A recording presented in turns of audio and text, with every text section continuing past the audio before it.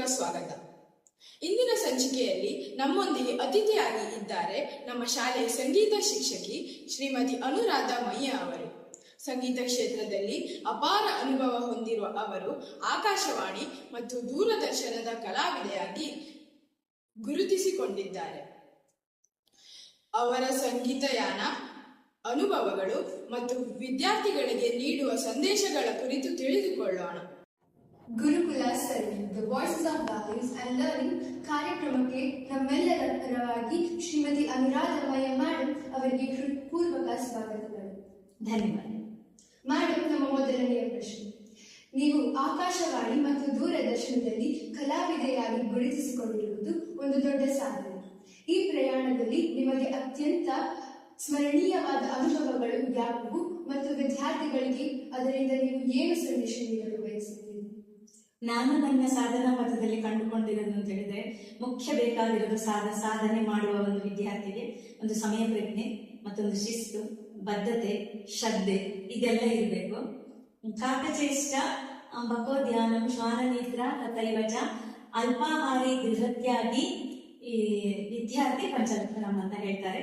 ವಿದ್ಯಾರ್ಥಿಗೆ ಇರ್ಬೇಕಾಗಿರೋದು ಒಂದು ಕಾಗೆಯ ಒಂದು ಮಂಚು ಹಾಕುವ ಒಂದು ಗುಣ ಇರ್ತದಲ್ಲ, ಅದಕ್ಕೆ ಬೇಕಾದನ್ನ ಪಡ್ಕೊಳ್ಳುವಂಥದ್ದು. ಆ ಥರ ಒಂದು ಶ್ರದ್ಧೆ ಇರಬೇಕು. ಹಾಗೆ ಬಕನಿಗೆ ಇರುವಂತಹ ಏಕಾಗ್ರತೆ ಇರಬೇಕು.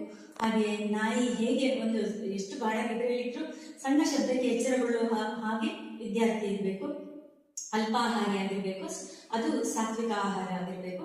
ಹಾಗೆ ಗೃಹತ್ಯಾಗಿ ಅಂದ್ರೆ ಗೃಹವನ್ನ ತ್ಯಾಗ ಮಾಡುವುದಲ್ಲ, ಆ ಒಂದು ಐಷಾರಾಮಿ ಜೀವನವನ್ನ ಬದಿಗೊತ್ತಿ ಹೆಚ್ಚಿನ ಒಂದು ಶ್ರದ್ಧೆ ಅಥವಾ ಗಮನವನ್ನ ಓದಿನ ಕಡೆಗೆ ಅಥವಾ ಕಲಿಕೆಯ ಕಡೆಗೆ ಗಮನವನ್ನ ಹರಿಸುವಂಥದ್ದು. ಇದು 5 ಲಕ್ಷಣ ವಿದ್ಯಾರ್ಥಿಗಳಿಗೆ ಇರಲೇಬೇಕು.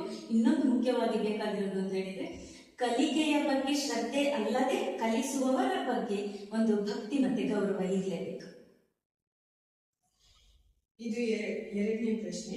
ಶಾಸ್ತ್ರೀಯ ಸಂಗೀತ ಮತ್ತು ಇಂದಿನ ಆಧುನಿಕ ಸಂಗೀತದ ನಡುವೆ ನೀವು ಯಾವ ಯಾವ ರೀತಿಯ ಸಂಬಂಧವನ್ನು ನೋಡುತ್ತೀರಿ ಮತ್ತು ಇಂದಿನ ಯುವಕರು ಶಾಸ್ತ್ರೀಯ ಸಂಗೀತಕ್ಕೆ ಹೆಚ್ಚು ಆಕರ್ಷಿತರಾಗಲು ಏನು ಮಾಡಬಹುದು ಎಂದು ನೀವು ಭಾವಿಸುತ್ತೀರಿ? ನಿಜ ಹೇಳಬೇಕು ಹೇಳಿದ್ರೆ, ಇಬ್ರು ಕೇಳಿರೋ ಪ್ರಶ್ನೆ ತುಂಬಾ ದೊಡ್ಡದು. ಅದಕ್ಕೆ ಉತ್ತರ ಹೇಳಲಿಕ್ಕೆ ಒಂದು ಅರ್ಧ ಗಂಟೆ ಆದ್ರೂ ಸಾಕಾಗುದಿಲ್ಲ ಸ್ವಲ್ಪ ಕ್ಲಾರಿಫಿಕೇಶನ್ ಕೊಡ್ಲಿಕ್ಕೆ. ಬಟ್ ಇರುವ ಒಂದು ಸೀಮಿತ ಅವಧಿಯಲ್ಲಿ ನಾನು ಪ್ರಯತ್ನ ಪಡ್ತೇನೆ. ಇದರಲ್ಲಿ ನೀವು ಕೇಳಿರುವ ಆಧುನಿಕ ಸಂಗೀತ ಅಂತ ಹೇಳಿದ್ರೆ ಅದು ಇತ್ತೀಚೆಗೆ ಆರಂಭ ಆಗಿರುವಂತದ್ದು. ಶಾಸ್ತ್ರೀಯ ಸಂಗೀತ ಅಂತ ಹೇಳಿದ್ರೆ ಅದು ಸಾಂಪ್ರದಾಯಿಕ ಶೈಲಿಯಲ್ಲಿ ಇರುವಂತದ್ದು.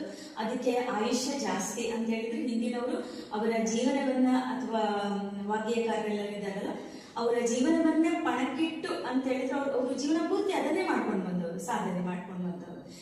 ಈಗಿನವರಿಗೆ ಹಾಗಲ್ಲ, ಅದು ಜಸ್ಟ್ ಒಂದು ಫ್ಯಾಷನ್ ಟೈಪ್ ಆಗಿರ್ತದೆ. ಆಮೇಲೆ ಇನ್ನೊಂದು ಹೇಳಬೇಕು ಅಂತ ಹೇಳಿದ್ರೆ, ಶಾಸ್ತ್ರೀಯ ಸಂಗೀತಕ್ಕೆ ಶ್ರುತಿ, ರಾಗ, ತಾಳ, ಲಯ ಎಲ್ಲ ಒಂದು ಚೌಕಟ್ಟೊಳಗೆ ನಾವು ಅದನ್ನ ಕ್ಯಾರಿ ಮಾಡಬೇಕಾಗುತ್ತೆ. ಕಲಿಯುವಾಗ ಕೂಡ ಹಾಗೆ ಕಲಿಕೆಗೆ ಸಮಯ ತುಂಬಾ ಬೇಕಾಗ್ತದೆ. ಈಗ 1-2 ವರ್ಷದಲ್ಲೆಲ್ಲ ವಿದ್ಯೆಯನ್ನು ಕಲಿಯಲಿಕ್ಕೆ ಸಾಧ್ಯವೇ ಇಲ್ಲ. ನನ್ನದು ಹೇಳಿದಾದ್ರೆ 20 ವರ್ಷದಿಂದ ನಾನು ಈ ಫೀಲ್ಡ್ ಅಲ್ಲಿ ಇದ್ದೇನೆ. ಆದ್ರೂ ಕೂಡ ನಾನೇನು ಸಾಗರದ ಒಂದು ಬಿಂದುವನ್ನು ಕಲ್ತಿದ್ದೇನೆ ಅಂತ ಹೇಳ್ಬೋದು. ಆ ರೀತಿಯಲ್ಲಿ ಅಂದ್ರೆ ನಾವು ಎಷ್ಟು ಕಲಿತರೂ ಇನ್ನೂ ಇದೆ ಅದರಲ್ಲಿ ಕಲಿತು ಮುಕ್ತಾಯ ಅಂತ ಆಗೋದಿಲ್ಲ. ಈಗ ಉಳಿದ ಸಂಗೀತಗಳನ್ನೆಲ್ಲ ಬೇರೆ ಇರುವ ಮರದ ಕೊಬ್ಬೆ ರೆಂಬೆ ಹೂವು ಅಂತ ಹೇಳ್ಬೋದು ನಾವು. ಶಾಸ್ತ್ರೀಯ ಸಂಗೀತಕ್ಕೆ ಅಷ್ಟು ಗಟ್ಟಿಯಾದ ತಳಹದಿ ಇದೆ, ಆಯುಷ್ಯ ಕೂಡ ಹಾಗೆ ಇದೆ. ಈ ಸಂಗೀತ, ಆಧುನಿಕ ಸಂಗೀತ ಅನ್ನೋದು ಈ ಕಾಲ ಬದಲಾವಣೆ ಆದಂತೆ ಅದು ಕೂಡ ಬದಲಾವಣೆ ಆಗ್ತದೆ. ಸಾಹಿತ್ಯ ಈಗ ನಿಮ್ಗೆ ಏನ್ ಅನ್ಸುತ್ತೆ, ಏನ್ ನೋಡ್ತೀರಿ ಅದನ್ನ ನೀವು ಬಂದು ಮ್ಯೂಸಿಕ್ ಮಾಡಿ ಡ್ಯಾನ್ಸ್ ಮಾಡಿ ಹಾಡ್ತೀರಿ. ನೆಕ್ಸ್ಟ್ ಗಳಿಗೆ ಅದು ಸೂಟ್ ಆಗಿರೋದಿಲ್ಲ. ಅಂದ್ರೆ ಇನ್ನೊಂದ್ 2-4 ವರ್ಷ ಹೋದ್ರೆ ಅದು ಆ ಟ್ರೆಂಡಿಗೆ ಬರುದಿಲ್ಲ, ಅದು ಅವಾಗ ಬೇರೆನೆ ಸ್ಟಾರ್ಟ್ ಆಗಿರ್ತದೆ. ಅಂದ್ರೆ ಬದಲಾವಣೆ ಆಗ್ತಾ ಇರ್ತದೆ. ಶಾಸ್ತ್ರೀಯ ಸಂಗೀತ ಅದೇ ಸಂಗೀತ.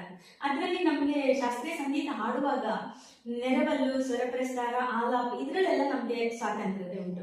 ಉಳಿದದ್ದು ಅವ್ರು ಏನ್ ಹಾಕಿಕೊಟ್ಟಿದ್ದಾರೆ ತಳಹದಿ, ನಾವು ಅದರಲ್ಲೇ ಹೋಗ್ಬೇಕಾಗ್ತದೆ, ಈ ತರದ್ದೆಲ್ಲ. ಆಮೇಲೆ ಆಧುನಿಕ ಸಂಗೀತದಲ್ಲಿ ಆದ್ರೆ ನಿಮ್ಗೆ ಅದು ಹೇಳಿದ್ನಲ್ಲ, ಮಕ್ಕಳಿಗಾಗ್ಲಿ ಯಾರಿಗಾಗ್ಲಿ ಕೇಳುಗರಿಗೆ ಬೇಗ ಮನ ಮುಟ್ತದೆ ಅಂತ. ಹಾಗೆ ಸಾಹಿತ್ಯ ಕೂಡ ಅದರದ್ದು ಪ್ರೀತಿ ಮತ್ತೆ ಸಮಾಜದಲ್ಲಿ ಆಗುವ ಹೋಗುಗಳು ಆ ರೀತಿಯ ಸಾಹಿತ್ಯಗಳಿರ್ತದೆ. ಶಾಸ್ತ್ರೀಯ ಸಂಗೀತದಲ್ಲಿ ಅದು ದೈವಿಕ ಸಾಹಿತ್ಯ ಆಗಿರ್ತದೆ, ತತ್ವ ತುಂಬಿರ್ತದೆ, ಭಕ್ತಿ ಇರ್ತದೆ ಅದರಲ್ಲಿ, ಮತ್ತೆ ಪ್ರಕೃತಿ, ಸೃಷ್ಟಿ, ಈ ತರ ಒಂದು ದೈವಿಕ ಕಲೆ ನಮಗೆ ಆಧ್ಯಾತ್ಮಾನುಭೂತಿಯನ್ನು ಕೊಡ್ತದೆ, ಮತ್ತೆ ಪ್ರಶಾಂತತೆಯನ್ನು ಕೊಡ್ತದೆ. ಅದನ್ನು ಕೇಳುವಾಗ ನಾವು ತಲೆದೂಗ್ತೇವೆ. ಇದಕ್ಕೆ ನಾವು ಇಡೀ ಶರೀರವನ್ನೇ ಗುಣಿಸ್ಬೇಕಾಗ್ತದೆ ಆಧುನಿಕ ಸಂಗೀತಕ್ಕೆ. ಒಟ್ಟಿನಲ್ಲಿ ಹೇಳುವುದಾದ್ರೆ 2 ಸಂಗೀತ ಕೂಡ ಮನರಂಜನೆ.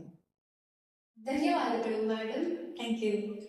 ಸಂಗೀತ ಕೇವಲ ಮನರಂಜನೆಗೆ ಮಾತ್ರವಲ್ಲ, ಅದು ಶಿಸ್ತು, ಸಮರ್ಪಣೆ ಮತ್ತು ಸಂಸ್ಕೃತಿಯ ಪ್ರತಿಬಿಂಬ ಎಂಬುದನ್ನು ಇಂದಿನ ಸಂವಾದ ನಮಗೆ ತಿಳಿಸಿಕೊಟ್ಟಿದೆ.